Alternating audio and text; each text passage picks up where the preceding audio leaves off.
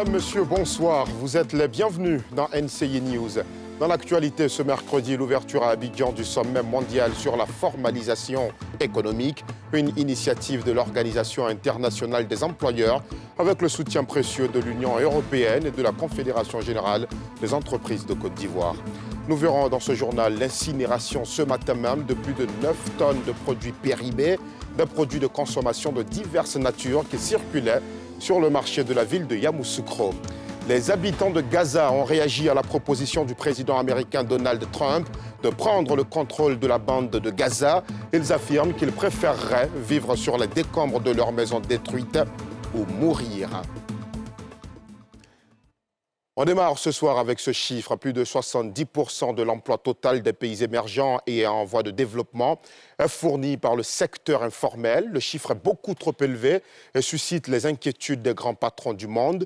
Plusieurs d'entre eux, accompagnés de ministres, se réunissent à Abidjan à compter de ce mercredi pour accélérer la transition vers l'économie formelle. C'est un sommet organisé par l'Organisation internationale des employeurs avec le soutien précieux de l'Union européenne et de la Confédération générale des entreprises de Côte d'Ivoire. Le reportage de Nadia Ija. Selon l'Organisation internationale du travail, plus de 85% des emplois en Afrique subsaharienne se retrouvent encore dans le secteur informel. En Côte d'Ivoire, l'économie informelle concerne près de 9 emplois sur 10. Cette situation fait perdre à l'État des recettes fiscales. Pour les entreprises, c'est l'inaccessibilité au crédit, au marché public et aux facteurs productifs, tandis que l'individu pourrait bénéficier de conditions de travail plus décentes et un meilleur respect de ses droits au travail. D'où l'importance de ce sommet mondial sur la formalisation économique ouvert à Abidjan. À la lumière des impacts qui découlent de la migration du secteur informel vers le secteur formel, toutes les parties prenantes, État, secteur privé, société civile, sont appelées chacune en ce qui la concerne à jouer leur rôle. Nous sommes donc convaincus que c'est ensemble que nous saurons trouver et mettre en œuvre des solutions innovantes et bénéfiques pour tous. Le secteur privé ivoirien, pour sa part, est prêt à s'impliquer davantage dans cette transformation structurelle de l'économie pour une prospérité partagée. L'expertise collective, l'engagement et la créativité des personnes réunies ici aujourd'hui me donnent une grande confiance dans notre capacité à trouver des solutions. Les idées et recommandations qui émergeront de nos discussions informeront non seulement le travail continu de l'IEE, mais contribueront également aux efforts mondiaux pour créer un paysage économique plus inclusif et durable. Au cours de cette rencontre, le ministre Adama Kamara a rappelé les efforts du gouvernement pour une économie plus formelle. La Côte d'Ivoire s'est dotée depuis 2019 d'une stratégie nationale intégrée de transition vers l'économie formelle. Cet important et puissant outil de gouvernance qui entame sa phase de déploiement à échelle dès cette année 2025, après la phase pilote ciblant les acteurs du vivrier marchand et les artisans, vise à faciliter la transition progressive de l'économie ivoirienne vers une économie formelle. Cette rencontre, qui va durer 2 jours, réunit des entreprises, des organisations multilatérales et les institutions de développement. Elle constitue une plateforme stratégique qui lui permettra de préparer la discussion générale sur l'informalité qui aura lieu lors de la conférence internationale du travail prévue du 2 au 13 juin prochain à Genève. On a évité très certainement ces dernières années des problèmes de santé à Yamoussoukro, la capitale politique du pays. Ce matin, la direction régionale du ministère du Commerce et de l'Industrie a incinéré plus de 9 tonnes de produits périmés, des produits de consommation de diverses natures saisis entre octobre 2023 et janvier 2025. L'autre enjeu, vous allez le voir, de cette incinération est de garantir une concurrence beaucoup plus saine sur le marché ivoirien. Nadia Ija, Sylvanus Gueye. Décharge municipale de Yamoussoukro. Ce mercredi 5 février, 9 tonnes de produits périmés y sont incinérés. Il s'agit entre autres de boissons, lait, huile, céréales, cubes d'assaisonnement et de pots de peinture, pour un total de 6 288 articles, d'une valeur numéraire de 10 679 300 francs CFA. Des produits retirés de la circulation dans le cadre d'une vaste campagne contre le commerce illicite initiée par la direction régionale du ministère du Commerce et de l'Industrie. Quand ces produits sont périmés et qu'ils sont consommés, alors il y a des risques de maladie. Donc on le fait pour protéger les consommateurs. Face au danger que représente la vente de produits avariés, un appel a été lancé aussi bien aux consommateurs qu'aux commerçants. Il faut que d'abord nos populations, c'est-à-dire les consommateurs qui vont dans les circuits commerciaux pour faire les achats, il faut que ces consommateurs fassent attention. Il faudrait qu'ils vérifient les dates de fabrication et d'opération de ces produits. Je voudrais inviter l'ensemble des commerçants, donc, le préfet, à se ravitailler dans le bon circuit, pour avoir des produits de très bonne qualité pour la santé des populations.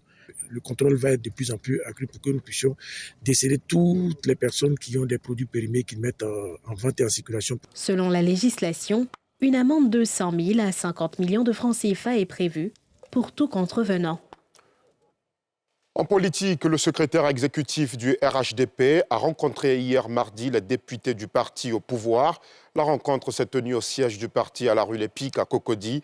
Il s'agissait pour Ibrahima Cissé Bakongo d'inviter ses élus à investir le terrain en vue de remporter l'élection du président de la République d'octobre 2025. Pierre Dipomela, Chèque Bleu. Cissé Bakongo sonne la mobilisation au RHDP en vue de l'élection présidentielle d'octobre 2025. À son agenda une série de rencontres avec les forces vives du parti. Le secrétaire exécutif du RHDP débute ses échanges avec les députés du parti. La candidature du président Alassane Ouattara, la consolidation des acquis et la stratégie électorale à mettre en place ont meublé les discussions. Nous avons tous pris ensemble l'engagement d'aller sur le terrain en rang serré, dans la cohésion, dans la fraternité, dans l'amitié retrouvée, parce que nous avons en face de nous deux types d'adversaires. Le premier type d'adversaire, ce sont ceux et celles qui veulent faire acte de candidature, mais aussi c'est le terrain. Le deuxième type d'adversaire, c'est le terrain, comment on va l'aborder, avec quel discours, malgré le bilan et le jeu du président de la République à la tête du pays. Ce bilan a besoin d'être porté. À l'issue de cette rencontre, les députés ont pris la pleine mesure de la tâche qui est la leur sur le terrain, à seulement 9 mois de l'échéance électorale. Cette réunion est très salutaire. Aujourd'hui, il nous reste 9 mois pour aller aux élections. Nous sommes convaincus parce que le bilan du président Ouattara parle à notre faveur. Mais vous savez très bien qu'en politique, rien n'est donné d'avance. Il faut continuer de travailler sur le terrain et le secrétariat exécutif nous met en mission. Cette année est une année importante. C'est une année électorale. Nous aurons donc les élections présidentielles et après les élections législatives. Il est quand même important que les députés membres du groupe parlementaire HDP, qui sont en même temps des membres du bureau politique du parti, viennent écouter les responsables politiques, viennent prendre les instructions militantes. Nous avons échangé sur l'état de notre maison commune, notre parti, notre grand parti. Et à cet effet-là, nous avons parlé de la conduite à tenir pour renforcer la confiance déjà avec nos militants sur le terrain, mais aussi et surtout des stratégies pour convaincre encore ceux qui sont indécis ou encore à l'état de sympathisants parmi nous. Après les députés, le secrétaire exécutif du RHDP va poursuivre jeudi ses entretiens avec les sénateurs. À Koumassi, au quartier Bia Sud, 1000 mètres de bitume accompagnés d'infrastructures d'assainissement seront bientôt réalisés. Les travaux dureront les 2 prochains mois et l'annonce a été faite ce mercredi au cours d'une cérémonie de lancement de ces travaux. C'était sous le regard de Nikema Moussa et Tanguy Konan. Un coup de pioche pour démarrer les activités de bitumage du quartier Bia Sud dans la commune de Koumassi. Un projet offert par des opérateurs économiques de la commune sur initiative de la municipalité. En nous associant au gigantesque projet de bitumage à travers ces 2 voies, nous prenons part activement au processus de développement que vous avez amorcé depuis votre prédécesseur, le ministre-gouverneur Cissé Bakongo, pour le développement des populations. On a en tout 1150 mètres linéaires à bitumer sur 2 voies. La première voie qui longe la clôture du camp commando jusqu'à la lagune. Et la deuxième voie, c'est la voie de la chefferie, qui fait 320 mètres linéaires. Et nous allons faire 869 mètres linéaires d'assainissement sur le côté bas jusqu'à la lagune. Une participation citoyenne dont se réjouit le premier magistrat, avant d'affirmer que bien d'autres projets seront entamés très bientôt. Les opérateurs économiques tirent des ressources substantielles de la commune et si ces opérateurs économiques sont sollicités, je pense qu'elles ne peuvent que nous accompagner dans le cadre du développement. C'est une participation citoyenne que nous devons encourager. Nous allons également commencer des travaux au niveau de Zoé Bruno. Le quartier campement, dans le cadre d'un programme présidentiel d'urgence, va bénéficier de 35 milliards d'investissements. Des rues du quartier d'Ivo avaient été déjà décapées. Donc, nous attendons que certains problèmes administratifs soient réglés pour que les opérateurs économiques là-bas commencent à travailler. Prévu s'achever sur une période de 2 mois, ces travaux sont accueillis avec la plus grande joie par les habitants. Ça fait plaisir, énormément plaisir mon fils, vraiment. On a trop Dieu dans ça. Mais aujourd'hui, vraiment, on les remercie. C'était difficile. Les voitures même pour rentrer au quartier, c'était tout un problème. À la rentrée du quartier, il y avait de l'eau partout. Avant, même si tu n'as pas porté botte, tu ne peux pas sortir. Mais aujourd'hui, grâce à Dieu, on est content. C'est en tout 1150 mètres de bitume qui seront posés dans ce quartier, accompagnés par des infrastructures d'assainissement, afin d'apporter un environnement plus sain pour les nombreux habitants. Et une page de littérature dans ce journal. Ferdinand Kadjane a présenté Graines de sagesse, 9 contes africains rendus sous forme de poèmes. L'auteur y invite le lecteur à s'approprier la culture africaine. La dédicace de l'œuvre s'est tenue au lycée des jeunes filles de Yopougon. Salif Yalekwe, Fulgence Kissiedou. Lycée moderne des jeunes filles de Yopougon, ce mercredi. L'inspecteur principal d'éducation en poste dans ce lycée, Ferdinand Kadjane, présente son ouvrage « Graines de savoir » devant un public composé essentiellement d'élèves, d'enseignants et autres amoureux du livre. Un recueil de contes africains présenté sous forme de poésie avec ses strophes. Il prône le retour aux sources par le conte. Nous sommes en Afrique et à la fin de chaque conte, il y a toujours une leçon de morale. Le plus important, c'est la leçon de morale qu'on tire et ce qu'il faut en faire. L'objectif, il est clair, comment faire pour bien vivre dans la société avec ses pareils, avec ses semblables. Dans Graines de sagesse, je touche à tout ce qu'on appelle les vertus cardinales de la vie. Le respect de l'autrui, le respect de l'aîné, le savoir-vivre, vivre ensemble, voilà, la concorde, la paix, tout ce qui est positif qui peut amener l'être humain à avancer sur le chemin sans pour autant écorcher les autres. Une œuvre éditée par Kamitz Éditions, appréciée par ses apprenants. Des échanges avec l'auteur ont permis d'approfondir leurs connaissances. Monsieur Ferdinand Kadjane veut nous apprendre à connaître nos origines, les contes qui viennent de chez nous. Cette œuvre va m'inculquer les valeurs morales. Elle va me permettre de connaître mes traditions en partant des contes africains et tout. Cette séance de dédicace a été meublée par plusieurs activités qui ont permis aux élèves de ce lycée de faire montre de leur savoir artistique.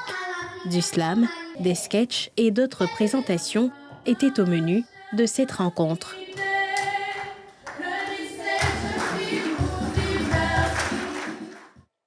Et dans l'actualité hors de nos frontières, en Afrique du Sud, plusieurs centaines de Congolais en colère ont manifesté devant les bureaux de l'Union européenne hier mardi 4 février. Ils dénoncent l'inaction de la communauté internationale et réclament des sanctions européennes contre le Rwanda après l'avancée fulgurante du M23 et de troupes rwandaises dans l'est de la RDC. Les explications de Nadia Ija.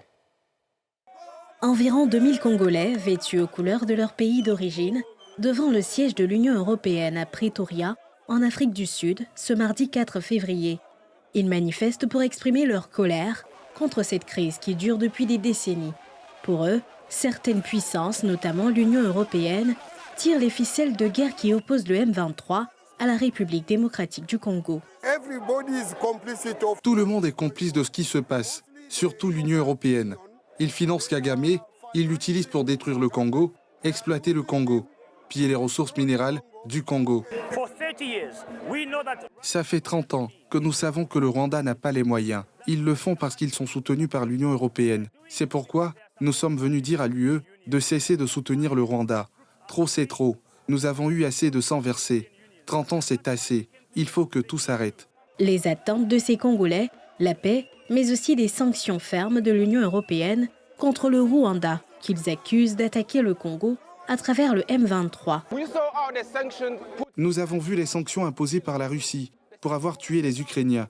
Plus de 10 000 sanctions contre eux, mais nous demandons pourquoi ils ne sanctionnent pas Kagame, qui est en fait en train de piller notre pays. Nous voulons qu'ils sanctionnent Kagame de manière pratique, pas seulement par des mots, mais par quelques actions. Nous appelons à la paix. Nous appelons au soutien à la communauté internationale pour soutenir le Congo en ce moment et nous remercions la SANDF de nous soutenir pour leurs soldats. Lundi 27 janvier dernier, la ville de Goma, située dans l'est du pays, a été prise d'assaut par le groupe armé. Les combats ont cessé depuis, avant de reprendre ces derniers jours dans la province voisine du Sud Kivu, faisant craindre une avancée jusqu'à son chef-lieu, Bukavu. Le M23 a de son côté annoncé un cessez-le-feu humanitaire à compter de ce mardi 4 février dans l'est du pays, alors que les présidents rwandais et congolais se rencontrent dans quelques jours.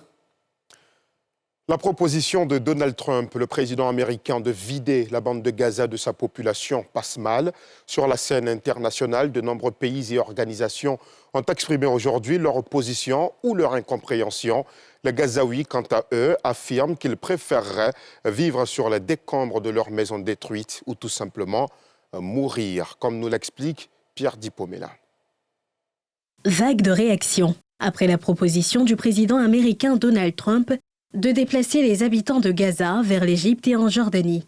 Le président palestinien Mahmoud Abbas a fermement rejeté ce mercredi le projet d'occupation de la bande de Gaza par les États-Unis, tout comme ses appels répétés à un transfert forcé des Palestiniens qui y vivent. Les Gazaouis, eux, préfèrent mourir plutôt que de quitter cette terre. Je suis Gazaoui. Mon père et mon grand-père sont originaires d'ici. Nous sommes de vrais Gazaouis. Ils peuvent donc faire ce qu'ils veulent. Mais nous resterons fermement attachés à notre patrie. Nous ne partirons pas d'ici. Nous n'avons qu'une seule option, vivre ou mourir ici. Nous luttons contre les déplacements depuis 1948, car nous luttons contre les déplacements depuis plus de 76 ans, et l'on peut dire que nous approchons des 100 ans de conflit. Nous refusons d'être déplacés et expulsés de notre terre. C'est notre terre. Nous sommes revenus malgré les destructions massives et le manque d'infrastructures, d'eau et de produits de première nécessité. Nous sommes revenus parce que nous rejetons catégoriquement les déplacements. Nous ne partirons pas quoi qu'il arrive. Vous voyez, ma maison a été détruite, mais je peux dormir sur les décombres. Nous ne partirons pas, même s'ils nous privent de produits de première nécessité, nous resterons sur notre terre, la terre de nos grands-parents. Du côté d'Israël, le projet du président américain réjouit les populations. Le chef de la diplomatie israélienne a même demandé à Knesset d'examiner le plan de Trump. Et voilà, c'est sur cette note que s'arrête ce journal. Merci aux équipes techniques et de rédaction qui le fabriquent. Merci à vous aussi de l'avoir suivi. Retour de l'information à 12h50 demain. Quant à moi, je vous retrouve avec toujours le même plaisir à 19h50. Excellente soirée sur la nouvelle chaîne ivoirienne.